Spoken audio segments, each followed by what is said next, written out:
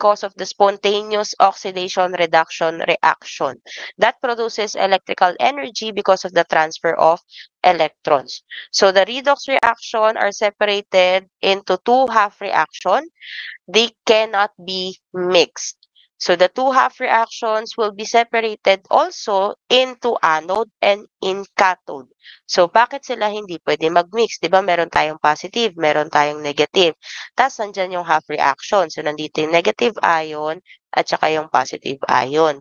So magkakaroon ng electrical current, magmo-move sila. Hindi kasi magkakaroon ng transfer or there could be tendency that they will attract with each other if hindi sila magkahiwalay. Okay? So, kung magkasama sila, let's say nandito yung ions natin, positive and negative, namumuo dyan, hindi po magkakaroon ng transfer of electrons. Okay? So, meaning, the electrical current will not be produced. That is why we need to separate the half reactions so that they will migrate to their specific electrodes. And when they migrate to their specific electrodes, they will have an electric current, they will flow onto the salt bridge. Salt bridge is at the middle of the two half cells. So there is where they are going to flow. Yan yung kanilang pathway. Yan yung kanilang dadaanan, si salt bridge. So saan dadaan yung ating ions, positive or negative ions, they will flow into the salt bridge and migrate to the cut or to the electrode where they are needed. Okay? So that they could form an electric current. Okay, so the salt bridge should be made up of agar or salts and salts gelation so that they could allow electrical contact between two solutions. And also, they prevent mixing of electrode solutions. So sabi ko kanina, bawal silang mag-mix because they could attract with each other. So mangyayari, si salt bridge ang magiging daan lang nila. Okay? And also, it maintains electrical neutrality. Salt bridge will not interfere to the movement of the ions. Hindi din siya sasama dun sa movement ng ions, kaya siya magiging neutral lang. So, redox reaction. So, this is what happens in the redox reaction as an application. Okay, so we have here a copper wire. Ayan, copper wire. Sa copper wire nila, dadagdagan siya ng silver nitrate. Silver nitrate solution is a clear solution. So, what happens here, yung silver nitrate, syempre meron siyang ions, which is the silver ions. And then yung copper wire natin, meron siyang copper ions. So, yung copper wire at saka yung silver ions, since magkahalo na silang dalawa, ang nangyayari, si copper wire, nare-reduce niya si silver ions. Ibig sabihin, naa-attract niya yung silver ions going to the copper wire. So, as you can see there, meron na siyang crystallization. That is the silver ions. And, while it is happening, the copper wire naman is being oxidized. So, they will be going to the solution. Okay? Kumbaga, nagpapalitan sila. They are transferring. Nagigets po ba? Naintindihan niyo po ba yung nangyayari? Ayan. So, they are transferring from one place to another. So, the silver ions is transferring going to the copper ions, and then the copper ions are transferring going to the silver nitrate solution. Okay? And then after some time, after several days, the crystallization will be like this. So, mas dadami na siya because almost all of the silver ions are already attached to the copper wire. And then almost all of the copper ions is already mixed in the solution. So that is why the solution is already color blue because of the presence of the copper ions. Okay? So that is how the redox reaction happens. So redox reaction, another example is this one. So aluminum foil lang yung gamit. So ganun lang din yung nangyayari dyan. So remember, redox reaction is not a voltaic cell or it is not a galvanic cell. Redox reaction is the process that is happening inside the galvanic cell. It is not the galvanic cell itself. Okay? Redox reaction is the process in the galvanic cell. It is not the galvanic cell itself. Okay? So the transfer in the galvanic cell or the electron transfer inside the galvanic cell, that is the redox reaction. But the whole setup itself, that is the galvanic cell or the voltaic cell. Okay, chemical change and electric current. So, dito ko na explain sa ating, ay, wala siya. Wait lang.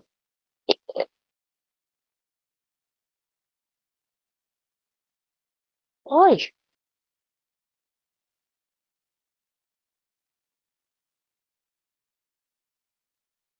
wait.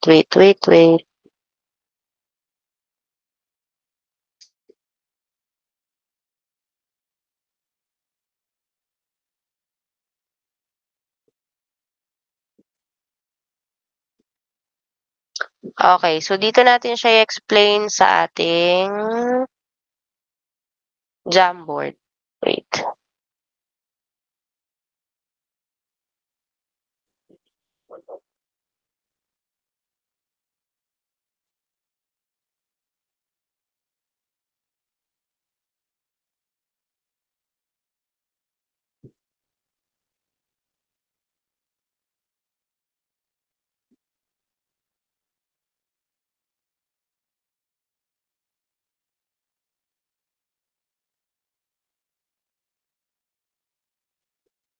Okay.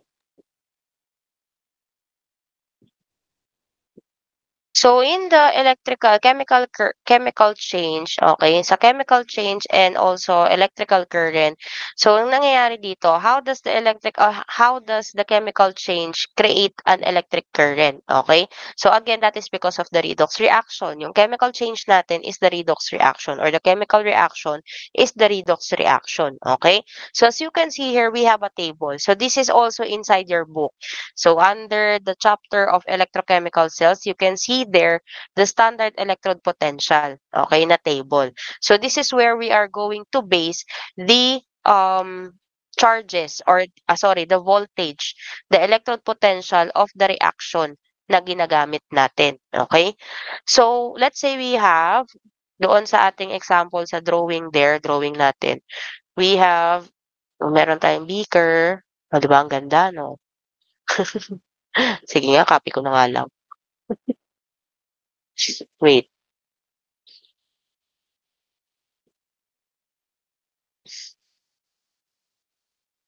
di ba? Ayan.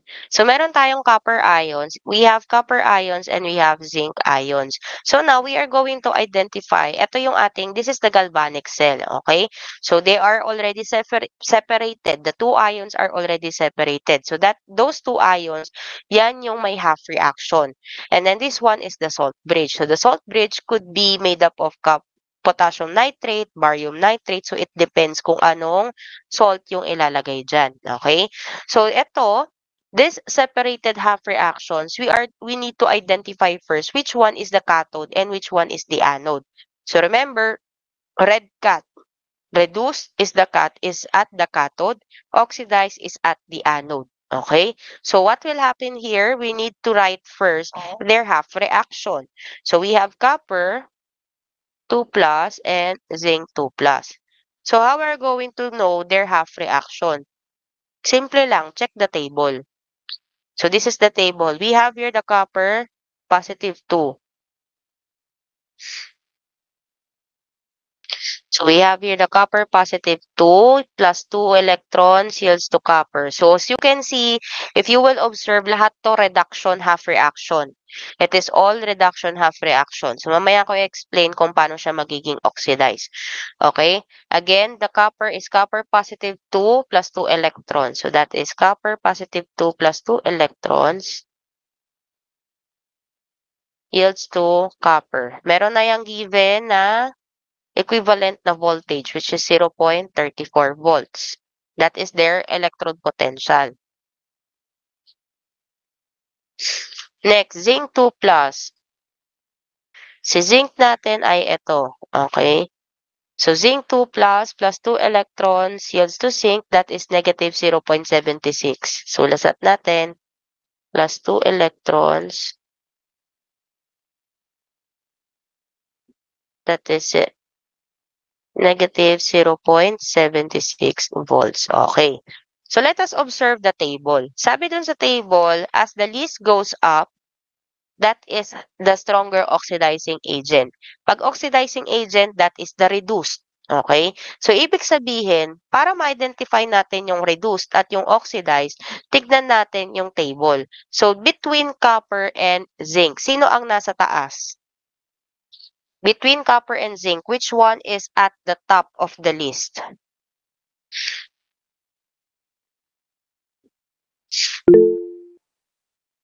It is the copper. Very good. So, since the copper is at the top of the list compared to zinc, copper is the red cat. Meaning, copper is the reduced. So, copper is the cathode.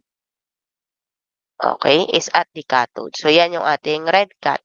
So, etong zinc, this is the oxidized. So, if this is the oxidized, we need to arrange it into oxidation reaction. Kasi reduce yung reaction na to, di ba? So, babalik ta rin lang natin siya. So, we are going to write it as zinc, convert it into oxidized reaction, zinc 2 plus 2 electron. So, since it is an opposite reaction, this will be positive. So, positive 0.76 volts. So, this is your anox. Okay, so zinc is the anode. Ganon siya. And then, after that, to get the total electrode potential of the whole reaction, to get the total electrode potential of the whole reaction, you are just going to add 0.34 volts plus 0.76 volts. That is 1.10 volts. Okay? So, meaning the net reaction, when we say net reaction, pagsasamahin lang yung half reaction natin. So, copper 2 plus zinc yields to copper plus zinc 2 and then they could produce an electric current or electrode potential of 1.10 volts. Ganun lang po. Ulit ha. Ito yung ating given na ions, copper and zinc. So, si copper tsaka si zinc, kukunin natin yung half reaction nila dito. Kukopyahin nyo lang siya. After you copy, you will identify which one is reduced. So, kung sino yung nasa taas, siya yung reduced. Which one is at the top, yun yung reduced. So, that is the red cat. So, since copper is at the top of zinc, copper is the red cat. So, meaning, zinc is the oxidized. So, pero, ang nakalagay kasing reaction ni zinc dito ay reduction. So, kailangan natin siyang i-convert into oxidized, kaya natin siya binaliktad. So, kapag binabaliktad siya, pati yung kanyang voltage, magbabaliktad din. Okay? From negative, it will become positive. And then, i-add nyo lang siya. So, that is the electric current that was produced from the chemical change. Nagets po?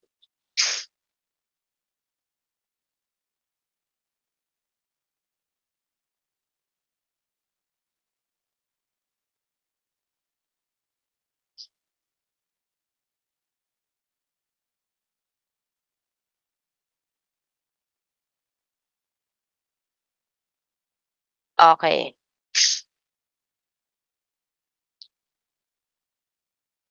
So, another example.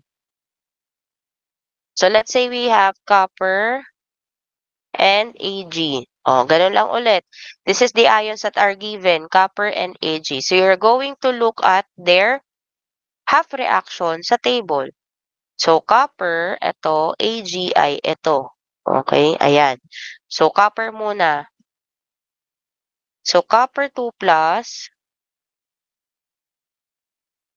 2 electrons yields to copper. That is 0.34 volts. And then, Ag plus 1 electron, 0.80 volts. So, Ag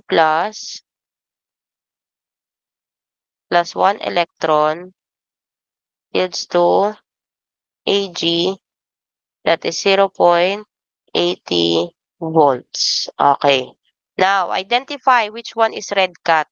Between copper and Ag, which one is the red cat?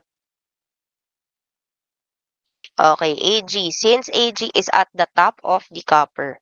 Okay, so Ag is the red cat. So with that, copper should be converted into oxidized half reaction. So, ko-convert natin to.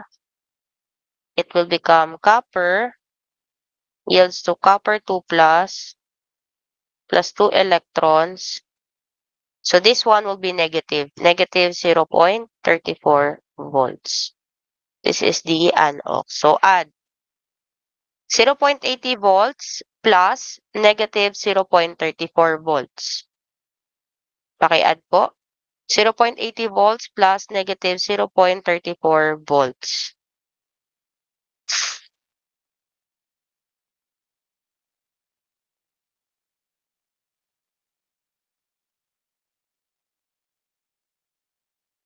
Anyone?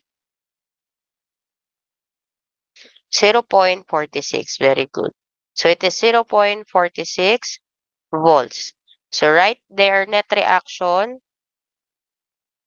Net reaction is the combination of the half reaction. So that is copper plus Ag plus yields to copper 2 plus Ag.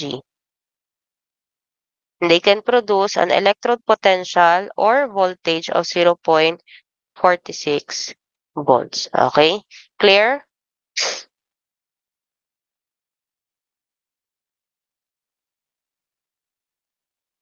Anong pagpusanit? Anong sinasabi mo? Yan diyaan po, mauuna po ba talaga yung anox Kahit, kapag magaan? kahit sino. Okay po. Kasi 'di ba dun sa una, tinan mo, sa ating unang sinulat, o dito, ang nauna naman si Redcat eh. Kahit sino. Whichever comes first as long as they are both in the reactant side. Same with the product, whichever comes first as long as they are both in the product side. Okay? Okay, next, doon tayo sa PowerPoint.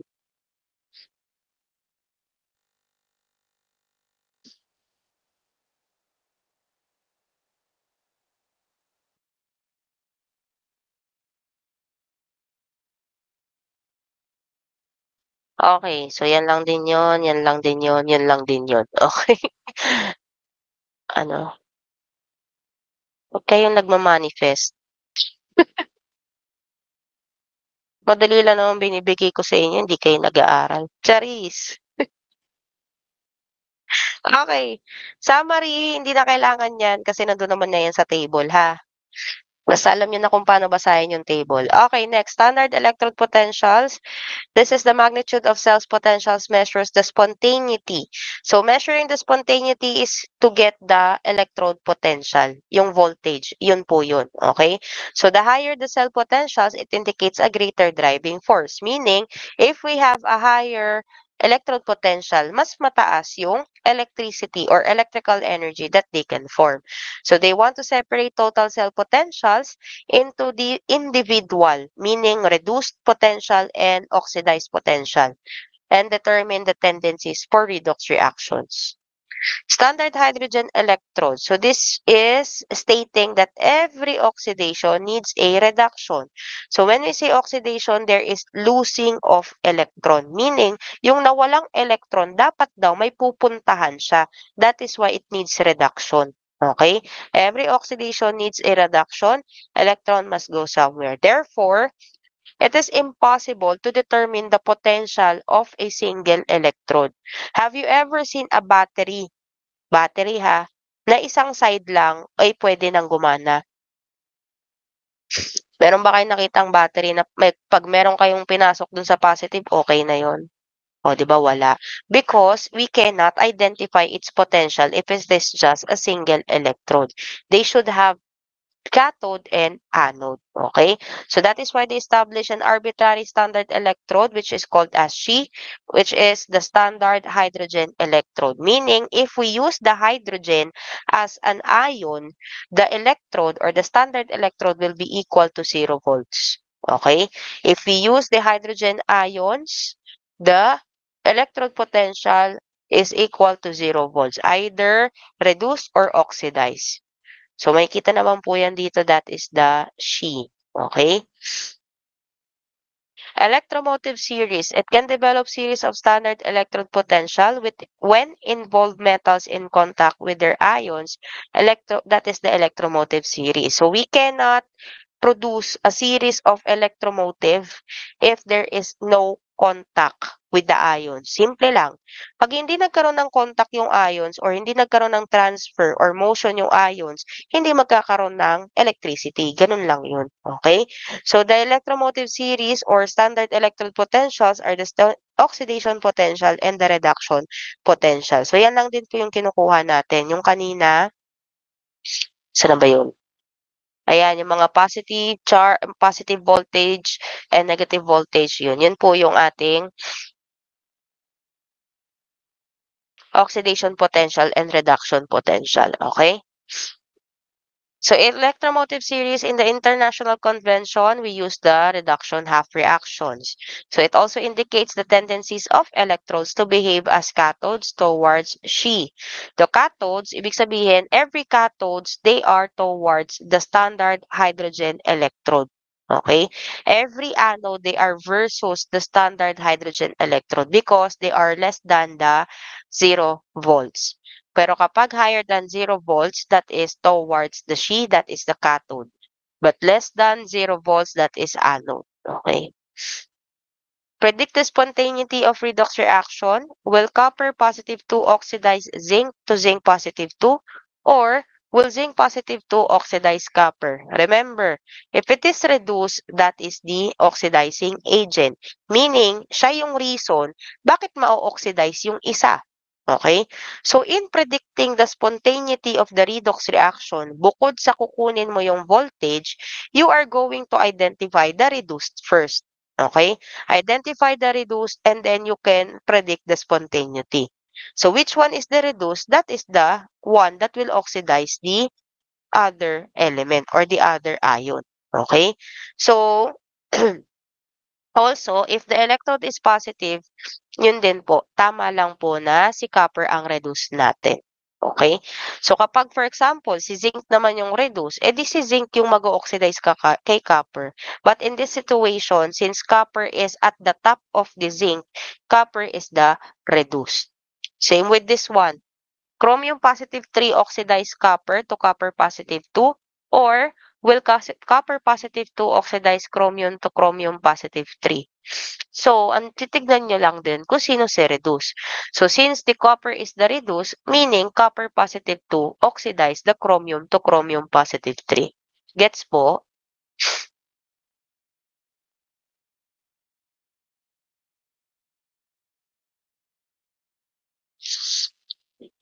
Okay. Nernst equation. So we use this if we do not have standard state conditions. Meaning, walang standard temperature, walang standard na potential for the bawat ions. Okay? So, total lang ang meron. Kapag wala lang po. Pero kapag po wala pa ring standard state conditions pero it is at 25 degrees Celsius, ito ang formula. But if it is more than or less than 25 degrees Celsius, this will be the formula. Itong mahaba. So, instantaneous electrode potential, this is the E. E circle is the standard potential. R is the gas constant, which is 8.314 joules per Kelvin mole. T is the temperature. N is the electron transfer that will be getting from the oxidized electron. And then F is the Faraday constant. Logarithm of Q. Q is equal to the equilibrium constant expression. Okay? Again, if the temperature is 25, ito po, which is the usual. Parang sa chemical equilibrium, di ba, ang usual na temperature natin is 25 degrees Celsius. So, ito lang din gagamitin natin. For example, calculate the E or the instantaneous potential for aluminum and copper cell in which the temperature is 25 degrees Celsius, whereas the copper positive 2 is 0.25 molars and aluminum positive 3 is 0.75 molars. So, madali lang to. Una, hanapin muna natin tong mga to. Okay? Si E or si electrode potential, si N, at saka si Q. Si electrode potential, makukuha mo siya if you are going to use the half reaction. So, meron na tayong copper, kunin natin si aluminum. Aluminum, eto, 3 positive, negative 1.66. So we have aluminum.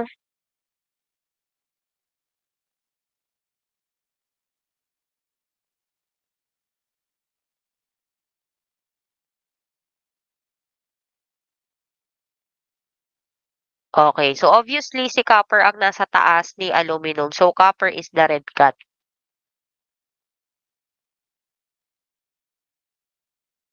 Saan ko nalaman yun? Sa table ha. Ayan o, si copper. Tapos ito si aluminum. Okay? Ito si copper. Ito si aluminum. Okay? So nasa taas si copper. So si aluminum, we are going to change it into oxidize.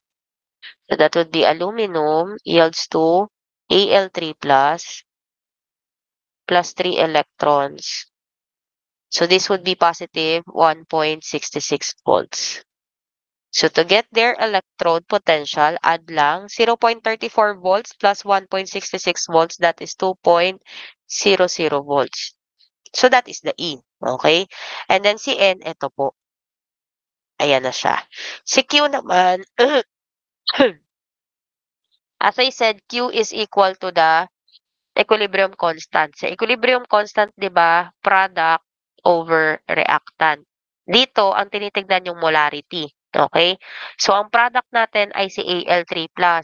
Ang reactant natin ay si copper positive 2. So, meaning, 0.75 divided by 0.25. O, saan ko nakuha yun? Paano ko nalaman na siya ang product, siya ang reactant? O, para mas madali, anode over cathode. O, ayan, baka ninyo pa. Okay? So, molarity of anode over the molarity of the cathode. Okay na. So, yan na. Pwede na natin siyang i-substitute sa given as a formula. So, E will be 2.00 volts minus 0.0592. 0.0592 is given in the formula. Hindi nyo pwedeng baguhin yan, ha? Over 3, which is the N, times the logarithm of 0.75 over 0.25. O, diretso nyo na lang po yan sa calcu. Compute po, E will be equal to what?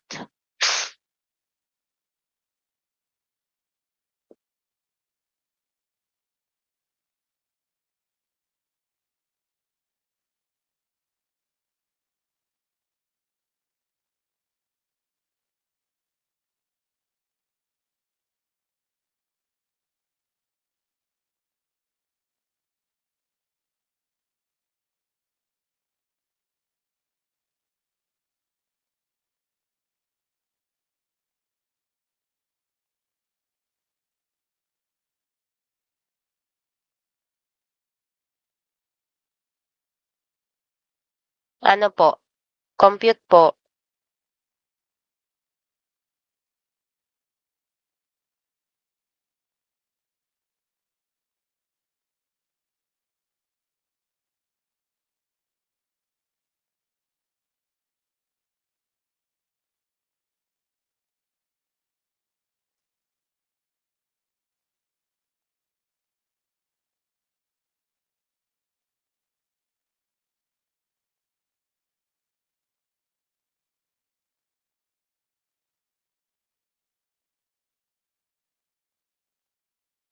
And, oy, ano na kayo? Nagko-compute ba kayo?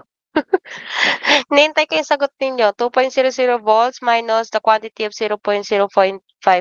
Ano daw? Wait, ma'am. Ba't nagagalit?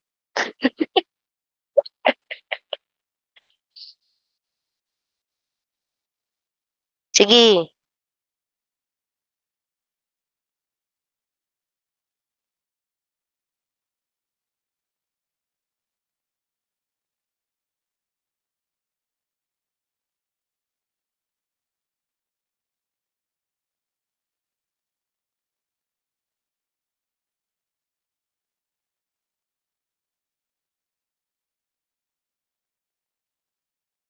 Ang tagal mag-calcu, ha?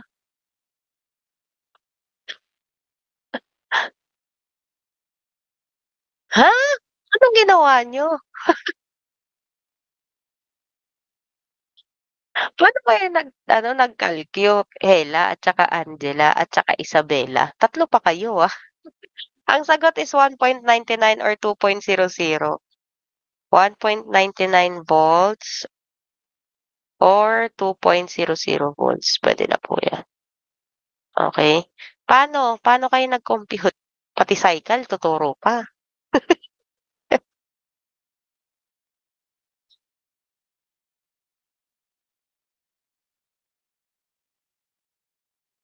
Ha?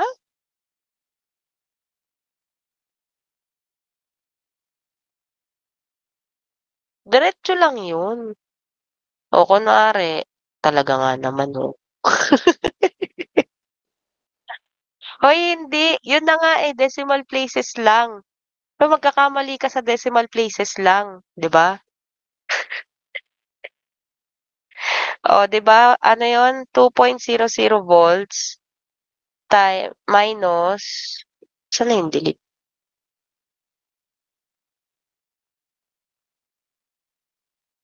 Minus the quantity of 0.0592 divided by 3. Tapos logarithm of 0.75 divided by 0.25. O equals. O yan lang, 1.99. Anong pinagagawa mo? Bakit 1.91? Saan mo nakuha yun, Sulaiman?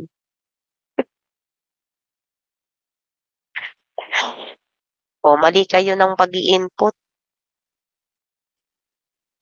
Mga duling kayo. Okay.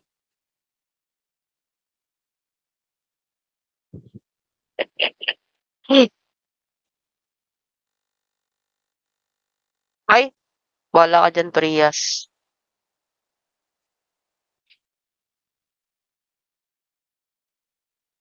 Ay, nasaan na?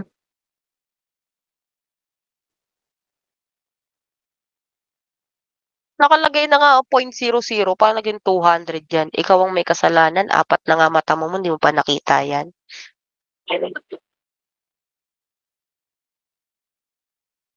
May point na nga, oh. Ay, ikaw rin ba? Pareho lang kayo. Kaibigan nga kayo. Oh, 'di ba? Ayan lang din 'yon.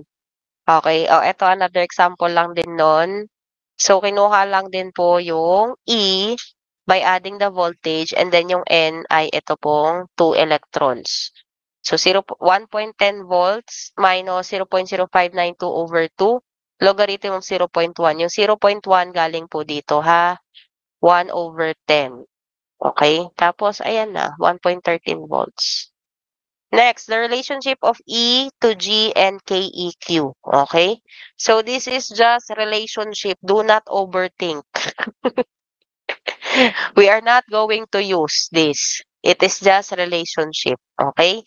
So, sinasabi lang po kung anong relationship nila sa isa't isa. Because E is electrochemical cells whereas it produces electrical energy.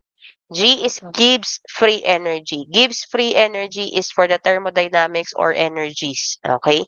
And then KEQ is the equilibrium constant expression. So sinasabi lang dito that if we have the electrochemical cell or electrode potential, we could compute for G. If we have the equilibrium constant expression, we could also compute the G. But if we do not have the G, if we have electrode potential and also the KEQ, kaya natin makompute yung G pa din. Okay? So, ganun lang po yung relationship nila. Nakuha po? Okay. So, that's all for the electrochemical cells. Any questions, clarifications?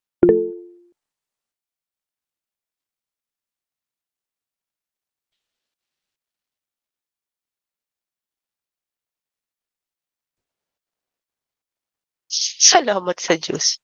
Ayan, ganyan kadali yan, Tapos 'pag nagpa-quiz ako, kita mo kung anong score ng mga yan.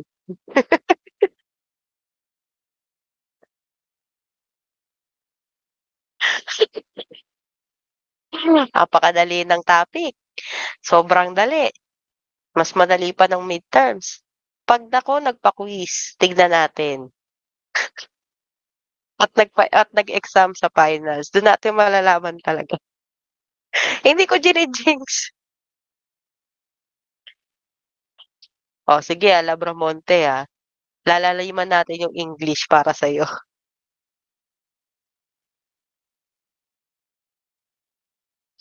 Walang translation dun, Labramonte.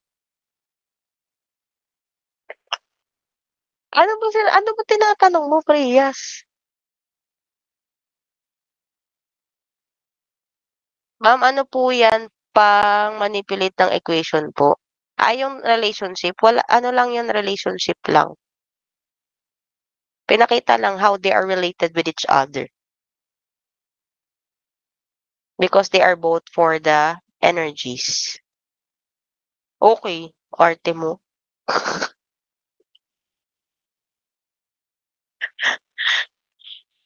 Okay na, if there are no questions or any clarifications, okay, wag pong kalimutan ang long ay, nawawala yung ano. Do not forget the long quiz